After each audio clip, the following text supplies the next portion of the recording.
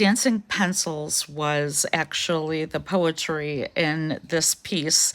For something for me like this was completely radical or something that I really don't do too much of.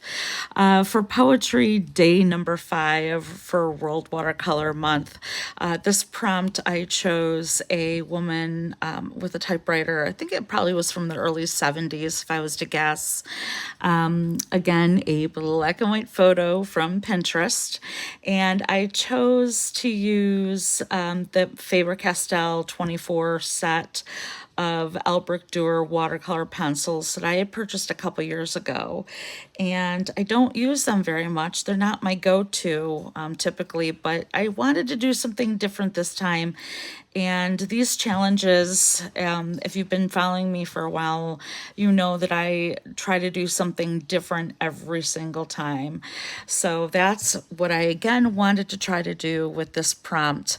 I wanted this to be really loose and kind of poetic in itself, sharpening the pencils along the way and just twirling the pencils in my hand, being very loose and very light and free with the pencils, rotating the pencils around in my hand so I didn't get too much of a precise line.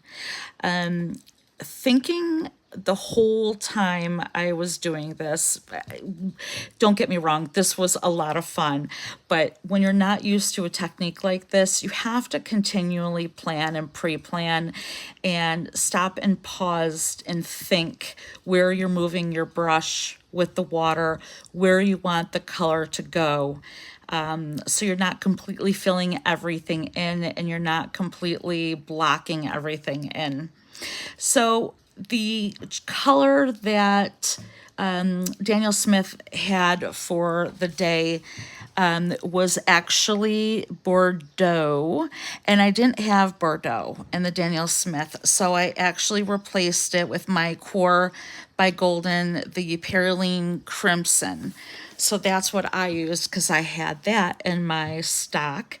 And I'm not sure if it was a cushion or if it was a jacket hanging over the back of the chair, but I chose to look at it like a striped cushion and kind of did the same thing as kind of took my really fine liner and just rotated the paintbrush in my hand to get some really thin and thick lines to keep it interesting and not monotonous.